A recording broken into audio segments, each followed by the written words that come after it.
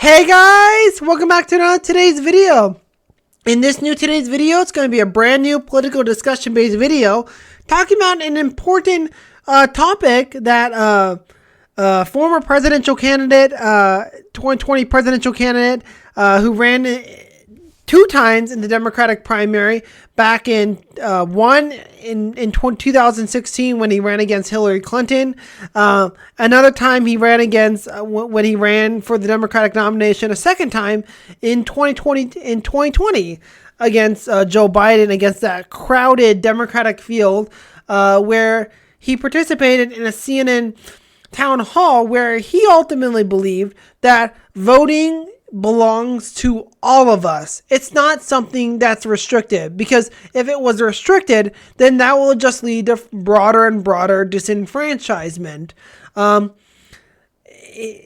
Sanders is an ultimate supporter in democracy, supporting everyone's, protecting everyone's right to vote.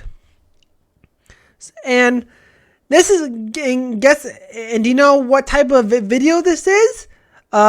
It's talking about voting rights for our incarcerated neighbors, or in other words, voting rights for prisoners. But before I begin, earlier this month, last month actually, back in on the date of November 21st of 2023, I did a poll on Twitter, saying, do you think prisoners should be allowed to vote while incarcerated? And 11 people voted, and based on those 11 people, 63.6% of those 11 people voted yes, that they do think prisoners should be allowed to vote while locked up. While only 36.4% of those 11 people voted no. This is an important question of whether or not we should allow prisoners to vote. And this goes into my overall topic of today's video, talking about how California, in which Assembly Member Isaac Bryan, the current Assembly Member of Los Angeles, who's in the Los Angeles area of California, he represents Assembly District 55. A few months back in spring of 2023, he proposed a constitutional amendment that would remove parts of California's constitution that disqualifies people that are currently serving in a state or federal prison from voting. Mainly because currently under our laws, people who are currently serving in a federal state prison are completely disqualified from voting. But when they completed their prison term, their right to vote is automatically restored.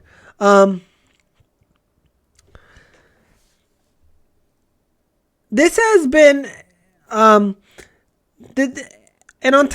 this is what Isaac Bryan is wanting to change. He's wanting to remove that part of the Constitution and ultimately and have just a simple requirement to vote.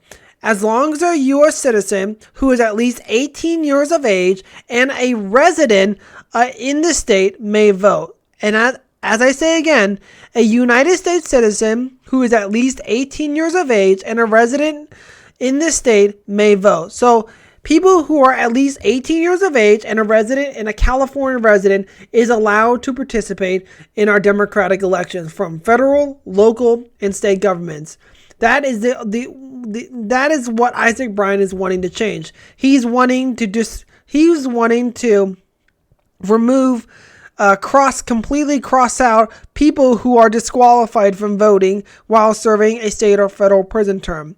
He wants to allow prisoners who are currently serving a prison sentence who are currently serving a prison sentence to be allowed to vote. There are several hurdles that this amendment faces before it can actually become state law. For one, it has to get out of both the state assembly and the state senate with a 2/3 vote from state lawmakers. And then it must be approved by a majority of California voters in the next general election, which would be 2024. And ultimately, if I find it here at least, I don't think it, and if passed, California would join the state of Maine and Vermont, as well as the District of Columbia, as the only states where felons never lose their right to vote, even while they are in prison. And that's what I said earlier on in the poll, where Maine and Vermont are the only two states in the union that allow prisoners to vote while incarcerated. As well, the District of Columbia also even allows prisoners to vote. And that's what Assemblymember Isaac Bryan is proposing, to allow prisoners the right to vote. And getting to his argument why he proposed this amendment, mainly because his overall argument is that our country and our state faces an embarrassing history where we carved out people from voting, such as women, people of color, and non-white Christian men, as he said. He ultimately believes that democracy truly includes everyone, and now is the time to do the right thing. On top of that, criminal justice advocates support it, mainly because they say it would reduce recidivism, and I will get to that later on in this video. Mainly because they say they would be less likely to engage in acts of violence or come into contact with the criminal legal system. That is their side. That is the supporter side of why they support ACA 4, why they support allowing prisoners the right to vote, regardless of the crime that they commit, even while they are serving time in prison. But like every other proposal, like every other idea that almost everyone has, you will always have your critics. You will always have your people that will oppose your ideas, such as Assemblymember Tom Lackey, who represents Assembly District 34. He says that voting is a privilege that criminals lose when they commit a crime, and it's not fair to victims. And as I quote John Lackey, we don't want people who have shown disrespect to our laws in being a part of forming them. And his overall argument is, we need to be conscious. We need to be empathetic to the victims, because they're the ones who had their lives lost, or they had a family member that they've loved, and because that offender took their loved one away from them, in which their lives were altered permanently, or they still face post-traumatic stress disorder. And Tom Lackey ultimately believes that allowing prisoners the right to vote, even while locked up, is a step in the wrong direction, as they chose to commit a crime. All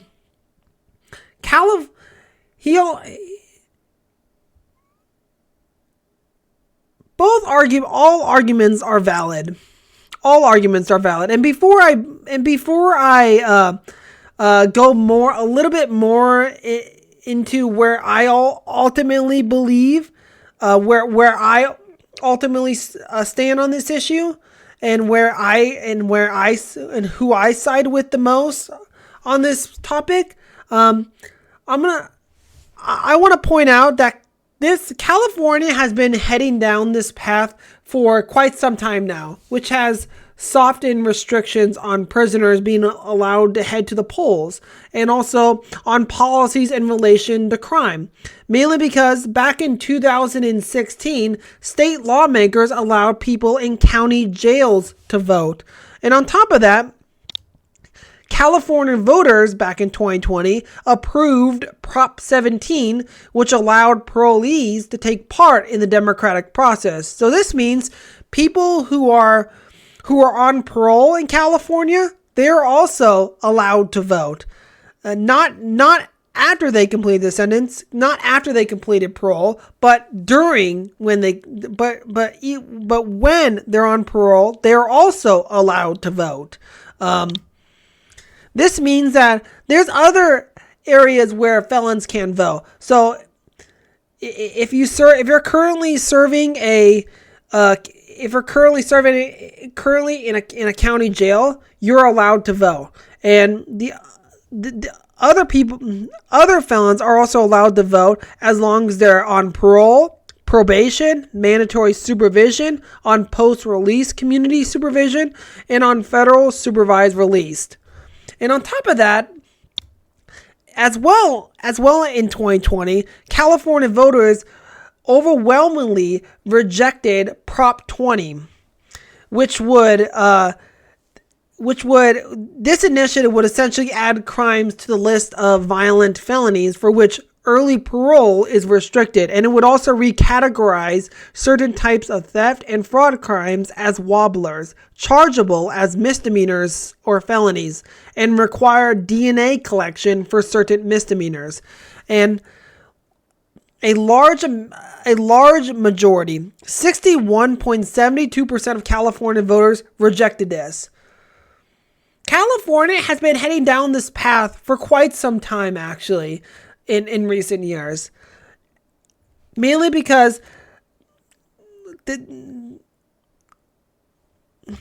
has been heading down this track for quite some time. And on top of that, Governor Newsom last spring, back in March 17th of 2023, he announced historic transformations of San Quentin State Prison. And as I quote here, reimagined facility will be renamed San Quentin Rehabilitation Center and will prioritize rehabilitation and educational programs to strengthen public safety.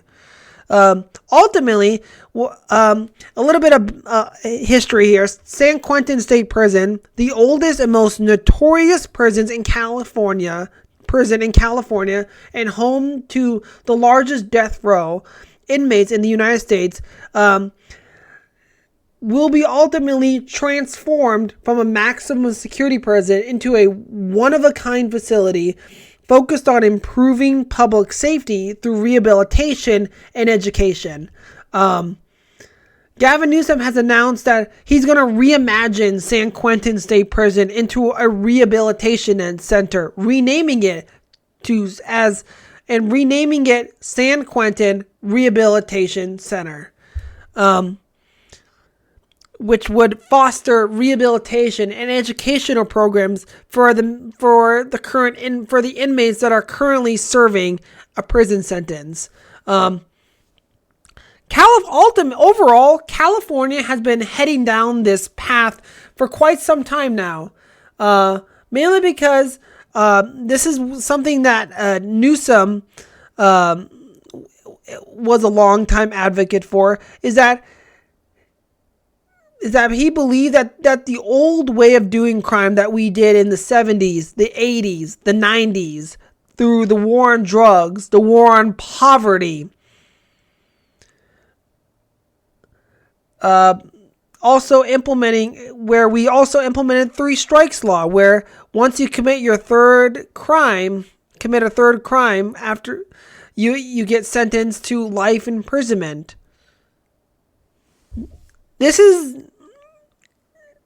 Newsom says that was a big mistake, because all that did was spike the prison population. That's one of the reasons why America is 20% of the world's prisoners. And we need to move away from that. We need to move to a new approach in which we're being smart on crime, where we need to adopt a new way of dealing with crime, where the first responders aren't always armed police officers. They're also social workers designed to help the mentally ill, help the homeless, help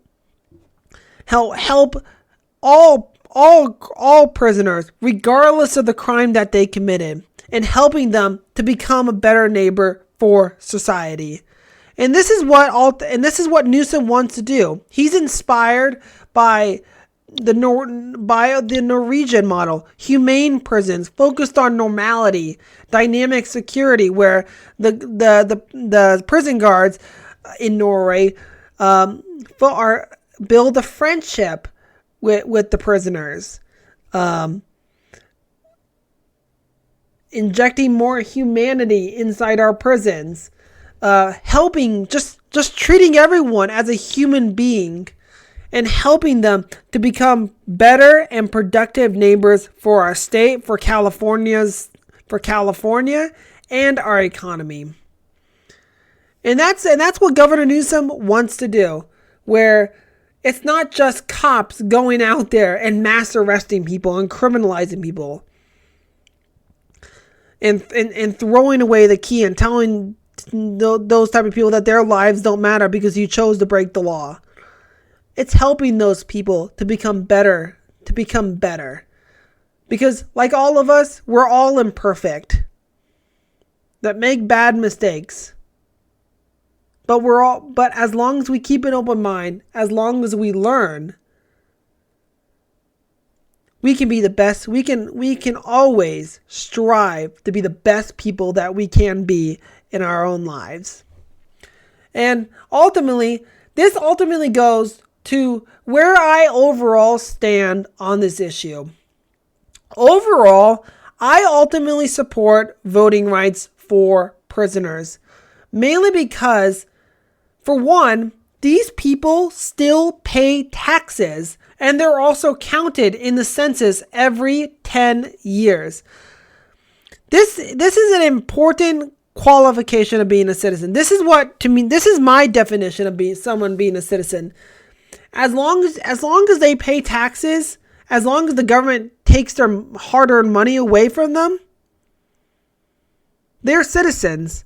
They should be allowed the right to vote, the right to elect officials to make laws on their behalf and to make policies and implement spending bills that will affect their lives or all of our lives. People who pay taxes, they should be allowed the right to vote, even while locked up, even for prisoners. It should apply to everyone. As long as you pay taxes, as long as you're counted in the census every 10 years, you are a United States citizen. You are a resident of California. And thus, you should overall have your right to vote. Number 2, prison is also about rehabilitation.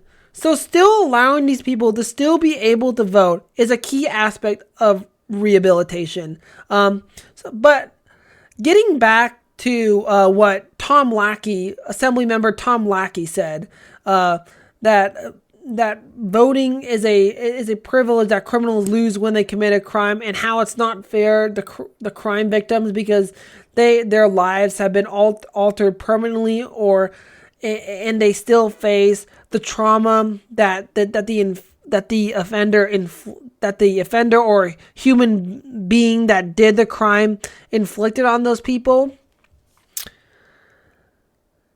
It's a hard question to ask. And I honestly, Foster Bates, an inmate from Maine State Prison, gave a perfect answer. And I will let the clip play now. What are you going to do? Some of these families who have been broken and their lives have been broken by people who are serving time in prisons like this, they may say, look, my murdered child or murdered husband or wife doesn't have the right to vote. Why should you? It's a hard question to answer, because that family feels that my child will never get the chance to vote. My child, depending on age, will never get a chance to finish school, will never get a chance to go to college, never go to high school, because this person took that life at a young age.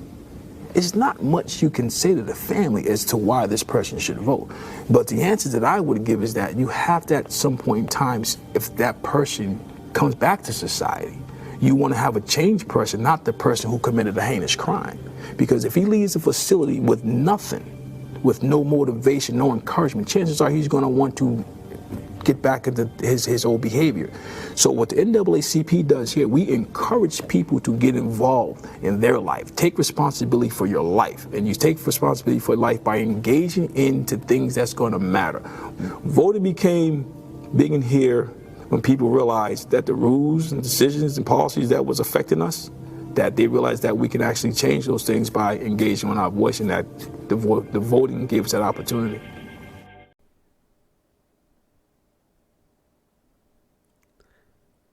What type of neighbor do you want? Do you want a changed person or a career criminal? This is the question that Foster Bates gave a perfect answer to, and how I interpreted it.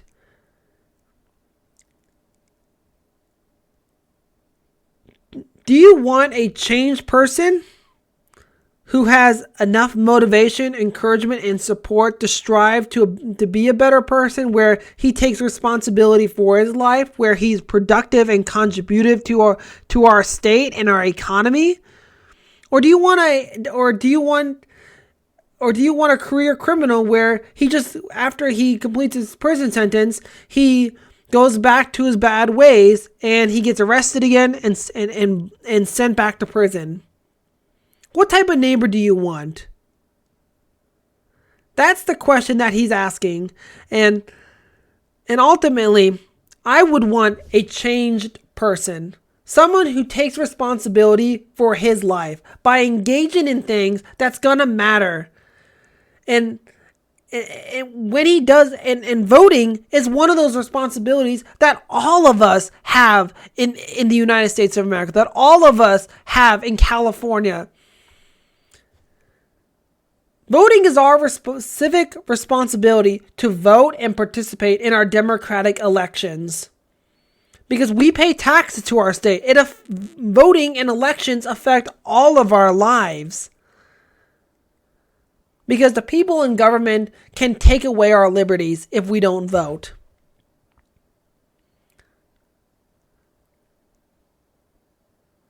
Voting is a responsibility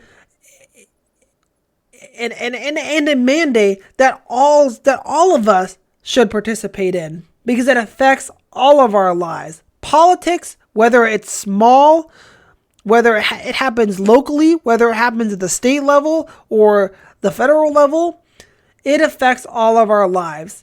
And helping people to take responsibility for their lives and motivating others, encouraging others, motivating them, encouraging them, and giving them the support will help them become better neighbors to society. And it's one of the reasons why voting is a key aspect of rehabilitation, mainly because it teaches people to become better neighbors for society. And speaking of Maine, they did a 2010, according to the Maine Department of Corrections, in 2019, among the male release, the return to custody rates among men back in 2019 was 7.8%. For females in 2019, the return to custody rate was 1.9%. This is in part because prisoners are allowed to vote. It goes to show that if you give people the right, allow people to vote in our democratic elections, even while they're locked up, it will keep them more connected to their community, stay informed on current political events, because they will read political newspapers, they will have discussions with their fellow inmates, they will watch the news to stay informed on current political events, and in turn they will become better and productive neighbors, in which they will make better and informed decisions on their own lives, and in return, it will motivate them, encourage them, and it will give them the support to be better people, to strive to be better people that all of us want to be. Because like all of us, and even me, we're all imperfect human beings. We make mistakes. We love experimenting, but when we experiment and try new things, it's common for us to make a mistake. But as long as we keep an open mind, as long as we learn from those mistakes, we're on the path to become better people in the future. And that ultimately means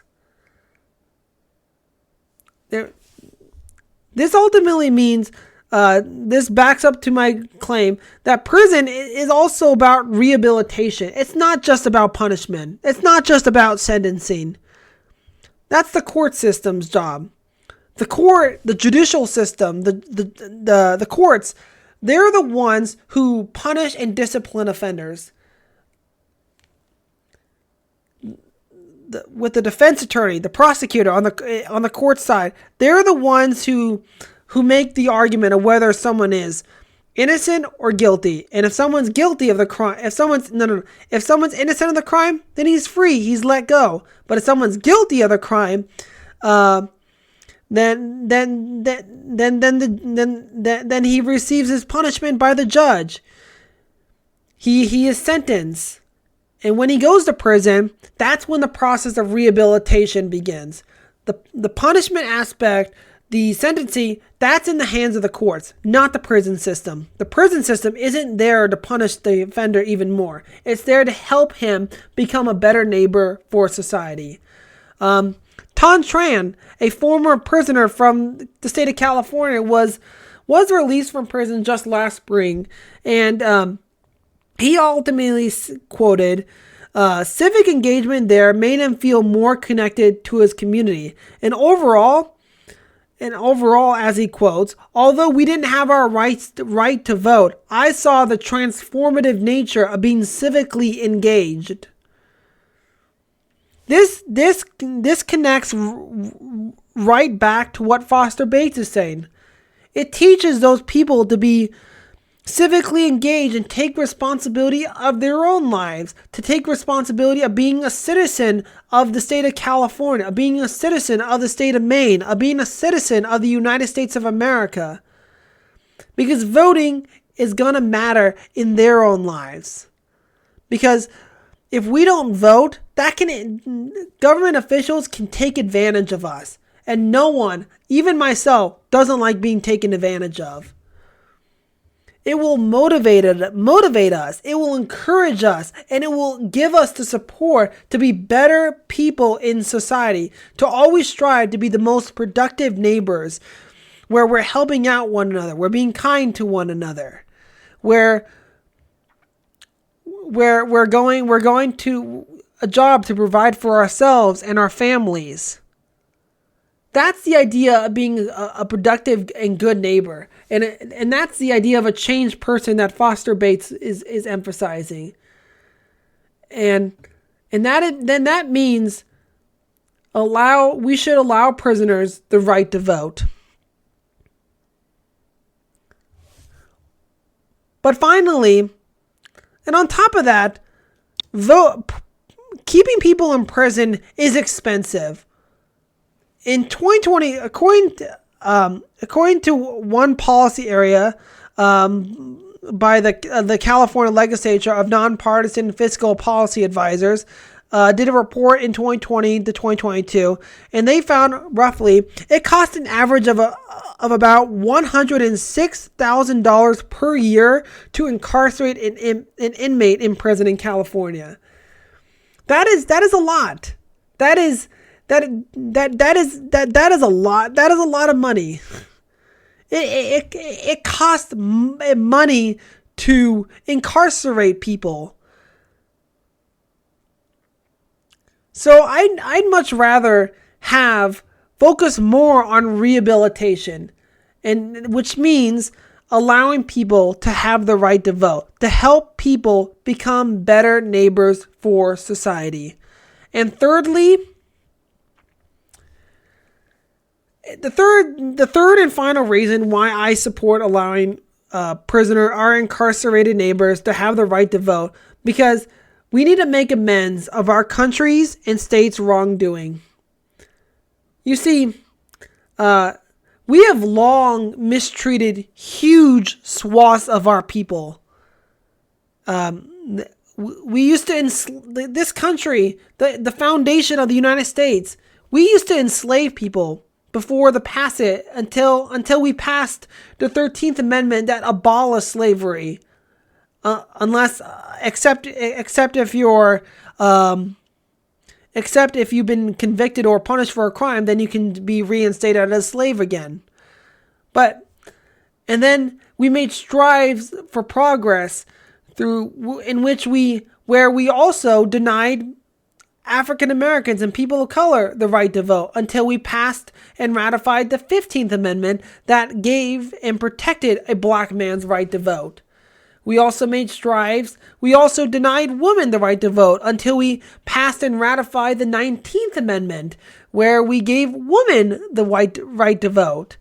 And then as southern states continued to disenfranchise and suppress black voters through the use of poll taxes, that's when we passed and ratified the 24th Amendment, in which it ended taxes to having to be paid in order to vote. You see, we have long mistreated huge swaths of our people, but even in those dark moments, even in our wrongdoings, we made progress. It is slow, but it is steady, in which we're always striving to a more perfect union. And as well, the government can weaponize the justice system to use it against their political opponents, people who are polar opposite to them. And if they can do it to them, they can do it to almost every one of us, such as you and me. They can do it to anyone that can infringe upon our liberties and our freedoms. You see, this goes back to a quote that former New Jersey governor and 2024 Republican presidential candidate Chris Christie said in one of the 2024 Republican presidential debate, saying that Donald Trump will be a convicted felon. This right here is anti-democracy. Saying that someone will be a convicted felon is anti-democracy. Weaponizing the justice system to criminalize and to intentionally dig up political dirt on your opponents, someone that is polar opposite than you, rather than having a constructive or positive debate with them on how we can reimagine a brighter future, is anti-democracy. And if people such as the district attorney Fannie Wills, who has accused Trump of scheming to subvert the will of Georgia's voters in a desperate bid to keep Joe Biden out of the White House, in which Trump surrendered himself and booked himself at the Fulton County Jail in Atlanta, where he got his mugshot. They can do it to almost anyone else. The government can do it to almost anyone else. If they can do it to a political opponent or a high-profile candidate, they can do it to almost anyone else. This is what Putin does. This is what Putin does in Russia. He is known to jail and bar his oppositional candidates from running against him. This is anti-democracy. This goes against the ideals of democracy, political pluralism, liberalism, freedom. This goes against to what our our framers wanted. It's the idea of liberty. If they can do, and ultimately, it goes to show that we're all connected in this country. We're all connected from being, well, if we're wealthy, if we're middle class, if we're poor, if we're a college student, and so forth. We're all connected. And even prisoners, we are all connected in this world. We're all striving to make a better world. No matter what we did in the past, no matter our mistakes, no matter if someone committed a heinous crime, we are all people. We are all people who made mistakes. And we all matter in this world. And it's ultimately the reason why I support why I support prisoners to being allowed to vote. And it's why I support ACA 4. Mainly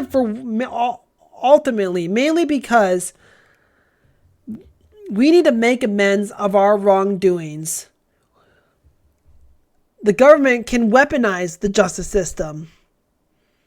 We're seeing this with how they're treating Trump, how they went after him, to use it against him in an attempt to dig up political dirt on him, and to put him in scandals to use against them to give their party an easy win is anti-democracy. And it's one of the factors why I support prisoners being allowed to vote.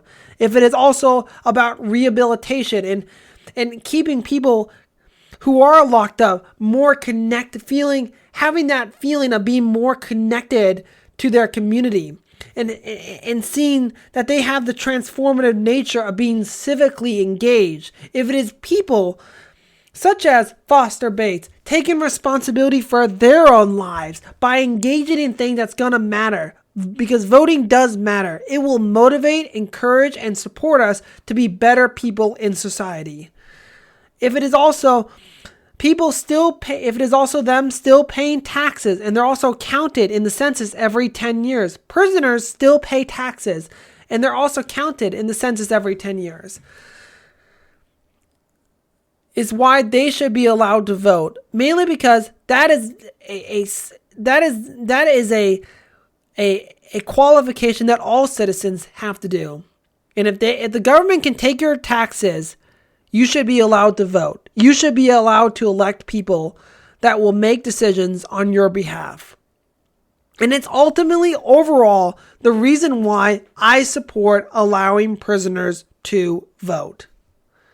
Mainly because voting belongs to all of us. It's not restricted.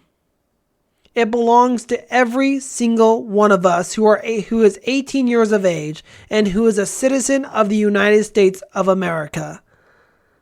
Voting belongs to all of us. And if people are trying to restrict it, that's anti-democracy. Voting belongs to everyone, regardless of what you do in life. But overall, you guys, share your opinions in the comment section below. Let's have a constructive, civil debate on this topic in the comment section below. Be very civil. Let's show that we are better than the two-party system. Let's show that we are better than our current politicians who engage in zero-sum warfare, who engage in zero-sum contests, because we are better than them. We are better people than them that believe in democracy, that believe in openness, that believe in inclusiveness, that believe in freedom, integrating and thickening our interdependence with each other to be better people that will ultimately reimagine a country, a state, and a world that is more prosperous, wealthy, and tranquil. But overall, you guys, don't forget to comment down below, like and subscribe, and consider following me on Twitter, because I will talk to you about politics and other important political news. And also consider suggesting political videos in the comments section below. But you never know. That will give me an idea for a future video of mine. But until next time, guys, this is the Young Centrist, and I am out.